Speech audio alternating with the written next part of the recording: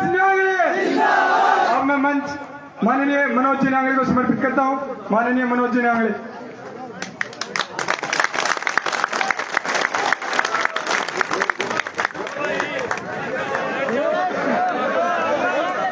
बैठ जाओ।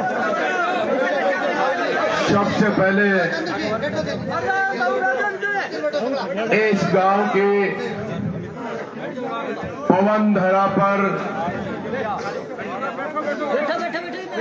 मान्यता आध्यात्मिक रूप से दादा भूमिया जी को मैं प्रणाम करता हूं, नमन करता हूं और आप सभी लोगों से एक बार मैं दादा भूमिया जी का नारा लगवाना चाहता हूं, जयकारा लगवाना चाहता हूं और वो जयकारा दादा भूमिया का राजगढ़ की 2 दरवाजे 2 महल बने हुए उन महलों तक भी पहुंच जाना चाहिए, क्योंकि आपको काफी देर हो गई और जोश के बिना बात बन नहीं पाएगी। पहुंचा दोगे कि नहीं पहुंचा दोगे? पक्का? बोले दादा भूमिया जी महाराज की, बोले दादा भूमिया जी महाराज की, बोले दादा भूमिया जी महाराज की, बोले श्री कृष्ण भगवान की। देखने सुनने में आज के इस शानदार, सुंदर और भव्य आयोजन करता मेरी बहन, जिसने मुझे आज रक्षा सूत्र बांधकर, भाई मानकर और जो आयोजन किया, बहन परमिला जी पूनिया, मीडिया बैठो भैया। मंच पर विराजमान तांबाखेड़ी के सरपंच बलबीर जी मेहरा, आपके बीच में अभी अपना वक्तव्य रख रहे थे पूर्व चेयरमैन नंद किशोर जी मरोदिया, आपके बीच में अपनी वाणी से आपको संबोधित करने वाले हरदीप जी सुंदरिया, शदीक जी खिंची और पूरी ताकत और जोश और पूरे राजगढ़ तहसील का राजनीतिक इतिहास के बारे में आप सब लोगों को बड़े जोश के साथ बताने वाले सूबेदार बलवंत जी पूनिया साहब, पूर्व सरपंच सुरेश जी पूनिया तांबाखेड़ी, बिल्कुपाल पायल बहुजन समाज पार्टी के जिला उपाध्यक्ष और सम्मानित मंचासीन, मेरे सामने विराजमान मेरे पिता तुल्य बुजुर्गों, नौजवान साथियों, मेरी आवाज सुन रही मेरी माताएं बहनें, मोतियों से महंगे हमारे नन्हे मुन्ने बच्चे, सभी को मेरा जय भीम, जय भारत। आज कालरी गांव में ये बहुजन समाज पार्टी का होनहार कार्यकर्ताओं का जोश और ये कारवां देखकर मैं महसूस करता हूं कि भारतीय जनता पार्टी और कांग्रेस के नेता, शायद नींद तो उनकी पहले उड़ी हुई है, लेकिन आज के बाद शायद उनको नींद आएगी भी नहीं,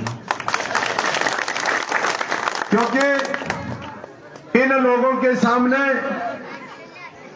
आज तक अपने जीवन में कुछ करने का जहन तो था नहीं और आप लोगों के बीच भाईचारे को समाप्त करके, भाइयों के बीच में द्वेषता का भाव पैदा करके, हमारे घरों में एक दूसरे के प्रेम और स्नेह को समाप्त करके राजनीति करते आए और जनता ने उनकी राजनीति को इसलिए नहीं समझ पाई कि भारतीय जनता पार्टी और कांग्रेस के लोग 20 दिन 15 दिन पहले जब टिकट मिलता है, उसके बाद गांव में नुक्कड़ सभा के माध्यम से गांव के चौक में भाषण देते हैं और वापिस चले जाते हैं। जनता से कभी रूबरू होते नहीं, जनता से कभी मिलते नहीं, घर किसी को घुसने देते नहीं, फोन किसी का उठाते नहीं, तो फिर जनता किस तरीके से उनको जानने का प्रयास करे। लेकिन मैं स्वर्गीय बड़े भाई वीरेंद्र नागली को धन्यवाद देना चाहूंगा, उनके चरणों में नमन करना चाहूंगा कि इसकी राजगढ़ की जनता की, आम आवाम की आवाज को उन्होंने समझा और इस पीड़ा को समझकर एक राजनीतिक नया मंच देकर इस जनता के भाव को पढ़ा और समझा, और उसी भाव को लेकर आज आप लोगों के बीच पिछले 15 वर्ष से मैं गांव गांव, गली गली, ढाणी ढाणी, हर चप्पे चप्पे पर मेरी जनता के बीच में रहता हूं। मैं हर गांव का, हर घर का, हर गली का, हर सड़क का मैं ये बता सकता हूं कि मेरी जनता किस तकलीफों के साथ जी रही है। कहां पानी है नहीं, कहां बिजली है नहीं, कहां सड़क है नहीं, कहां गरीब की झोपड़ी है, कहां गरीब का आशियाना है नहीं। ये सारी चीज अगर कोई जानना चाहे तो मनोज न्यांगली से जान सकता है पूरे राजगढ़ के बारे में। और आज भी वो नेता 40-40 वर्ष से इस राजगढ़ में राजनीति कर रहे हैं, और 40-40 साल की राजनीति के बाद भी अगर वो किसी गांव में जाते हैं और कोई आदमी 5 साल पहले चला गया, भगवान का प्यारा हो गया, लेकिन उन लोगों को वही पता नहीं कि वो चला गया कि हाँ है। वो लोगों से पूछते हैं फला आदमी से मिलना है, तो गांव के लोग ही उसको बताते हैं कि यार उसको तो 5 वर्ष हो गए, क्योंकि वो जनता से कभी रूबरू होते नहीं है। इस 20 दिन में वो इस राजनीतिक मुकाम को हासिल करना चाहते हैं। क्या आप इन 20 दिन वालों नेताओं को, क्या आपको आंखें दिखाने वाले नेताओं को, क्या आप अपने सम्मान के लिए, क्या आप अपने अभिमान के लिए, क्या अपनी इज्जत और आबरू के लिए ये समझते हो कि नेता हमारे हित में है? अगर ये नेता हित में नहीं है, 5 वर्ष तक कृष्णा जी पूनिया ने इस सादुलपुर विधानसभा क्षेत्र का नेतृत्व किया। 5 वर्ष में जनता का वो हालात हो गई कि जनता त्राही मान हो चुकी है। 5 वर्ष तक कृष्णा जी पूनिया ने अपने पूरे परिवार को पालने का काम किया, पति को नौकरी दिलाने का काम किया, देवरों को फैक्ट्री खुलाने का काम किया, और पूरी टीम ने इस राजगढ़ में हर दुकान में, हर ऑफिस में, हर बाजार में लूट का अड्डा बनाकर इन दलालों को मलाई खिलाने का काम किया। और उसी का परिणाम है कि आज जो स्वाभिमान के साथ लोग खड़े थे, जो लोग अपने सम्मान के लिए लड़ाई लड़ते थे, उन लोगों ने कृष्णा जी का दरवाजा सालों पहले ही ठुकरा कर बाहर का रास्ता देख लिया था। और आज मैं कहना चाहता हूं, जनता का सम्मान, जनता की इज्जत और जनता का अभिमान, नेता पर गर्व होना चाहिए कि मेरा नेता, और नेता के घर में जाऊं तो इस तरीके से जाऊं कि वो मेरे घर का सदस्य मेरा सम्मान करेगा। और नेता के घर जाओ और दिमाग में भय लेके जाओ कि हमारी बात सुनेगा कि नहीं सुनेगा, और सुन लेगा तो कब एक बुरा भला कहेगा, या वो कहीं मुझे बैठाएगा कि नहीं बैठाएगा। यह हालात कृष्णा जी ने इस राजगढ़ की जनता की करी। इस राजगढ़ की जनता ने उनको बड़े सम्मान के साथ भारी मतों से यहां से 2018 में विधायक बनाया। लेकिन मुझे जनता का कारवां देखकर लग रहा है अब की बार भारी मतों से उसी तरीके का परिणाम देगी कि वो हारने का भी एक नया रिकॉर्ड बनाएगी। दूसरी तरफ भारतीय जनता पार्टी और कांग्रेस के नाम से 40 वर्षों तक हम लोगों को बांटने का काम किया, हम लोगों को बांटने का काम किया। वही लोग आज एक साथ होकर, कांग्रेस वाले और भारतीय जनता पार्टी के लोग, नंदलाल जी पूनिया और राम सिंह जी कसवा, दोनों एक स्थान पर बैठकर इस राजगढ़ की नई राजनीति की रणनीति बनाने का प्रयास कर रहे हैं। मैं आपसे जानना चाहता हूं, क्या 40 वर्षों तक उन लोगों ने आपको यह नहीं कहा कि राम सिंह जी के परिवार ने, कि नंदलाल जी के परिवार को वोट मत दो, ये ठीक नहीं है, हमको दो? और नंदलाल जी ने 40 वर्ष तक लोगों को यह कहा कि ये राम सिंह कसवा का परिवार ठीक नहीं है, इसको वोट मत दो, मुझको वोट दो। आज दोनों एक मंच पर एक साथ बैठकर कहते हैं, भारतीय जनता पार्टी वाले, वही राम सिंह कसवा जी, वही कमला कसवा जी, जो ये कहते थे कि नंदलाल का परिवार ठीक नहीं है, उसी सुमित्रा पूनिया के लिए वोट मांग रहे हैं। वही नंदलाल जी पूनिया परिवार पिछले 40 वर्ष से आपको कहते आ रहा था कि राम सिंह कसवा परिवार को वोट नहीं देना, हमको वोट देना है। वही मंच पर जब संबोधित करते हैं तो उसी राम सिंह कस्वा और माननीय सम्मानित सांसद राहुल जी कस्वा को सम्मानजनक शब्दों से मंच पर कहते हैं कि हमारी टीम को वोट दो। क्या सुमित्रा जी पूनिया आपने कभी देखे हैं? क्या कभी नाम सुना है? क्या आपकी घरों में देखा है? क्या आपके सुख दुख में देखा है? क्या आपका कभी फोन उठाकर बात करी है? तो बताओ तो सही मेरे भाइयों, फिर वोट के चीज का मांगे हैं? क्या भारतीय जनता पार्टी की टिकट लेकर आ गए और 15 दिन में एमएलए बना दो और जयपुर से चलकर वापिस जयपुर चले जाए और यह जनता यहां भटकती रह जाए? पिछली बार भी हमने बहुत बड़ी सेलिब्रिटी को बनाया और वो सेलिब्रिटी ने जयपुर जाकर ऐसो आराम किया, 5 वर्ष तक तुमको शकल नहीं दिखाई। दूसरी तरफ आज सुमित्रा जी पूनिया है, किसी को शकल दिखाने का काम नहीं करेगी। मैं आप लोगों से कहने आया हूं कि ये कारवां मेरे सामने जो खड़ा है, ये कारवां कोई मेरे किसी स्वार्थों से नहीं खड़ा है, ये कारवां मेरे किसी धनबल के कारण नहीं खड़ा है, ये कारवां कोई मेरे बहुत बड़े तोहफों के कारण नहीं खड़ा है। ये कारवां जितना मेरे सामने 36 कौम का खड़ा है, ये इसलिए खड़ा है कि मनोज नांगली को इन लोगों ने सुदाम और कृष्ण का साथ मानकर एक दूसरे को अपना माना है, इसीलिए ये कारवां मनोज नांगली के साथ खड़ा है। आप लोगों ने मुझे अपना घर का बच्चा माना है, आप लोगों ने मुझे घर का सदस्य माना है और हमारे परिवार को आपने अपना परिवार माना है और मैंने आपको मेरे परिवार का सदस्य माना है। इसी का कारवां जो हजारों की संख्या में खड़ा है, मनोज नांगली सर खड़ा। आज भी मैं आपको यह कहना चाहता हूं कि भारतीय जनता पार्टी और कांग्रेस के लोग आप लोगों से कई सवाल करेंगे कि मनोज नांगली चुनाव लड़ता है, एमएलए बन जाएगा, सत्ता और सरकार में नहीं जाएगा। मैं कहना चाहता हूं, मैं उस 98% जनता का जनप्रतिनिधि बनने के लिए आया हूं, नेता राज का राजनेता बनने नहीं आया हूं। जो आप लोगों ने नहीं सुने, मैं 98% जनता का जनप्रतिनिधि बनने आया हूं और आप मुझे जनप्रतिनिधि बनाओ। जनप्रतिनिधि का मतलब है जनता का प्रतिनिधित्व करना मेरा काम है।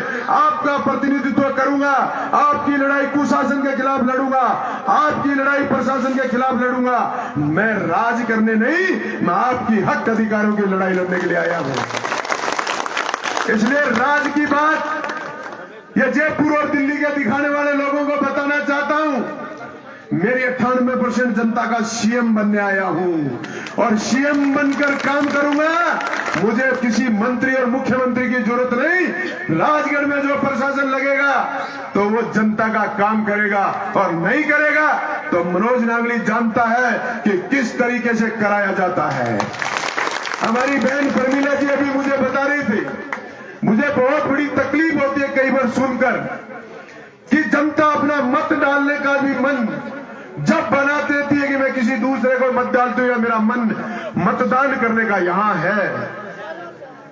प्रमिला जी ने जब पिछले 5-7-10 दिन से तारीख घोषित कर दी कि हमारा कार्यक्रम होगा 8 तारीख को कालरी में, तो प्रमिला जी के पास कहां से पता नहीं लोग आए हैं। इनके पीएस पक्ष से भी लोग आकर घर बैठ गए। विकास के नाम से इनको करोड़ों रुपए देने से कर लिए। मैं पूछना चाहता हूं नेताओं को, ये प्रमिला जी 3 साल से सरपंच है, कहां गई थी विधायिका, कहां गए थे राम सिंह जी कस्वा परिवार? 3 साल में आपने इसको करोड़ों क्यों नहीं दिए? 3 साल से आपको इसको सरपंच को सम्मान क्यों नहीं दिया? लेकिन ये मनोज नांगली के नाम में शक्ति और ताकत है। जो भी नाम ले लेगा, ये राजगढ़ के नेता नतमस्तक होकर आपके सामने नाक रगड़ने के लिए मजबूर हो जाएंगे, मजबूर हो जाएंगे।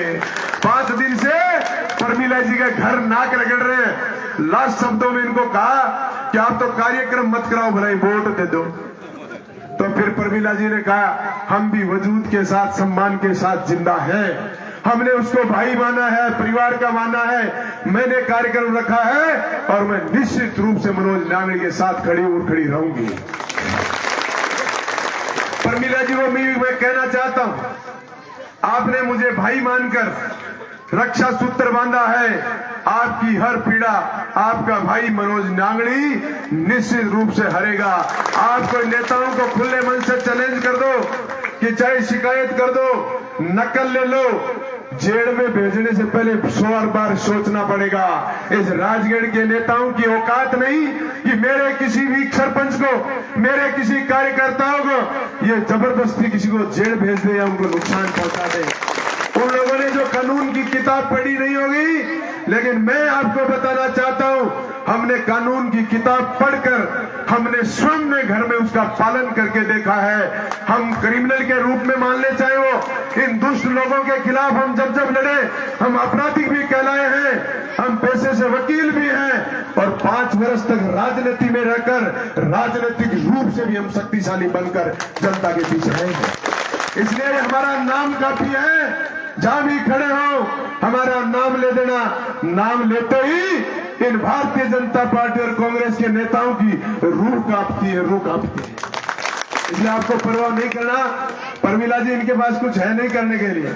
ये हरदीप भाई बैठा आपके पास, इसका मकान गोचर में बन रहा था और यहाँ के पूरी सरकार ने ताकत लगा ली कि हम हरदीप का मकान तोड़ने का काम करेंगे।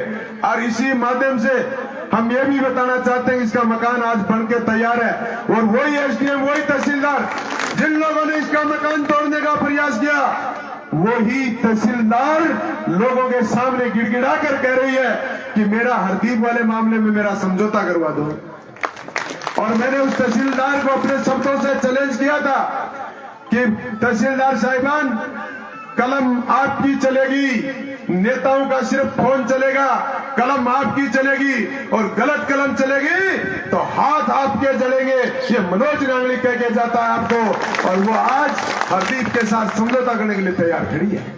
इसलिए मैं आपसे कहता हूं कि जब भी किसी संघर्ष में ताकतवरों के साथ लड़ाई लड़ोगे तो ये आजादी, देश की आजादी की तरह की लड़ाई है साथियों, क्योंकि उनको परिपाटी रूप से वोट मिला है, परंपरागत रूप से वोट मिला है, मेहनत से और प्रेम से नहीं मिला।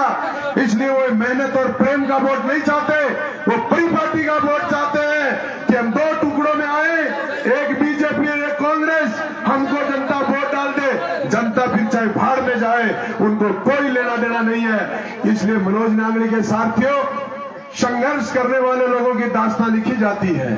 जिसने कभी जिंदगी में संघर्ष नहीं किया उसकी दास्तां भी कभी नहीं लिखी गई।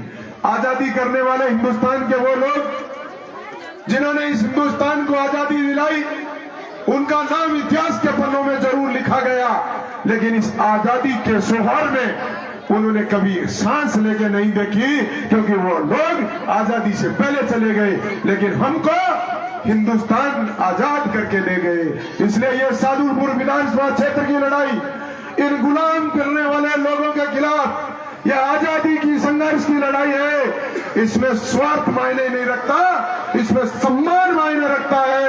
हम अभिमान के साथ, हम स्वाभिमान के साथ इन लड़ाई को लड़ेंगे और सारा ये कारवां 25 तारीख तक मनोज नांगड़ी बनकर आप ये लड़ाई लड़ लो। 25 के बाद मैं आपके लिए ये हर संभव लड़ाई लड़ने के लिए तैयार रहूंगा।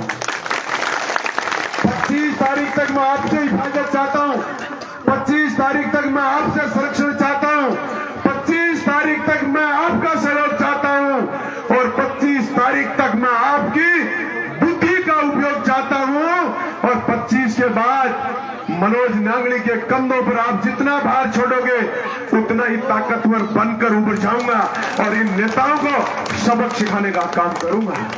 इन नेताओं की झंडी पाड़ने को जो काम है, अभी कह रहे थे हमारे पनवन जी, क्या भैया ये बुंटा पाड़ना ही बुंटा, ये बुंटा पाड़ने तैयार हो ना सारे लोग, तो भैया ये बुंटा पाड़ने खातर तैयार हो जाओ। आज लोग आकर क्यों कौन बचे हो, सिवाय रोने के अलावा क्यों कौन बचे हो? अभी तो रोता फिरे, 25 तारीख बाद में कूकता फिरेगा, कूकता धड़कने। तो इसलिए बयान चुकाना चाहो तो सब लोगों को साथ लेकर हमारी लड़ाई किसी भी धर्म जाति गोद की नहीं, हमारी बाल लड़ाई है इन दुष्ट नेताओं के शोषण के खिलाफ। गरीब शोषित पीड़ित मजलूम लोगों की लड़ाई है। पीने को जो पानी नहीं दे सके, बिजली जो सरकार दे ना सके, हमारी पीड़ा जो सुन नहीं सके, प्रशासन लुटेरों की दुकान आ जाए, ऐसे लुटेरों के बीच में जनता कैसे जिएगी? इस बात पर आपको 5 वर्ष बहुत मुश्किल से निकले और मात्र 15 दिन का समय बचा है। मेरा एक एक कार्यकर्ताओं से कहना चाहता हूं, आप मेरे हजारों की संख्या में उपस्थित हैं, एक एक बूथ पर जाकर मनोज नांगली को जिताने का संकल्प कर लो, अपना बूथ जिता दो, शाहजहांपुर विधानसभा हम जीत जाएंगे। इसलिए आपका बूथ कमजोर नहीं होना चाहिए, बूथ आपका मजबूत होना चाहिए, और बूथ जहां जिसका मजबूत है उसको कोई हरा नहीं सकता। और आज ये कारवां देखकर मैं कह रहा हूं, जो लोग कहते हैं कि आगे तोड़ना की जामनी जब तो नहीं हो जाएगी कहीं, इसलिए इनकी जामनी जब हो सकती है, इनके सारे पैंतरे फैल हो गए। ये लोग जिस भाव से हमसे लेना चाहते थे वोट, जनता ने तय कर लिया कि हमारा सेवक चाहिए, सेवक की लड़ाई है। तो जन सेवक के रूप में भाइयों, लोग तो 12 घंटे काम करते हैं, और मैं विश्वास के साथ कह के जा रहा हूं मेरे लोगों को, मैं आप लोगों के लिए 18 घंटे काम करूंगा, 18 घंटे काम करूंगा, ये मैं विश्वास के साथ कहता हूं, और आपकी हर लड़ाई को लड़ूंगा। आप लोगों ने यहां बुलाकर, मैं कुछ पीड़ा में रहता हूं कई बार, या नोटा की बहुत पीड़ा रह गई है, चुनाव लड़ा जी पीसा चाहिए रोजी ना, और भाइयों या तरीकों के मेरा माड़ा सफा और नोट, अगर सब कुछ दे दोगे तो फिर एकता से लड़ाई लड़ने में कतई तकलीफ नहीं है। मैं बहन प्रतिना जी, मुझे आज 51 रुपए की माला पहनाकर, 51 किलो की माला पहनाकर और साफा पहनाकर 51 नगद भी है, और 51 नगद की भी बात करें तो फिर भाई मनोज नांगली ने तो टक्कर ही दिखानी हो तो की बच रही, बस टक्कर में खाएगा, रूबली टक्कर में खा लूंगा, और आप पीठ के पीछे आप खड़े रहना, हम इनके सारे वो दरवाजे बंद कर देंगे। जिंदगी में ये मुझे याद रखेंगे, और मुझे ही याद रखते हैं। मंच पर बीजेपी वालों पे भी टक्कर कैसा गया, बोले मनोज नांगली सा गया, कांग्रेस वालों में टक्कर कैसा गया, मनोज नांगली कैसा गया। और मैं ये कह रहा हूं, मनोज नांगली टक्कर की लड़ाई है ही नहीं, टक्कर कौन किसकी कहां रहेगी मुझे पता नहीं है। मैं 1 नंबर की लड़ाई लड़ रहा हूं साथियों, मैं 1 नंबर पर कैसे आ सकता हूं, इसलिए मैं टक्कर वालों का ध्यान नहीं देता। 1 नंबर की आपसे मांग करता हूं कि मैं 1 नंबर पर कैसे रहूं, ये लड़ाई लड़ो। टक्कर वालों से अपने बात मत करो, वो हमारी ऊर्जा खत्म करते हैं और कुछ नहीं है उनके पास। इसलिए भाई इन्हीं शब्दों के साथ आप सब लोगों ने मेरी बात सुनी, मेरा मान सम्मान बढ़ाया, और आज कालनी गांव में जो ताकत दी गई, इस ताकत का मैं हमेशा हमारी और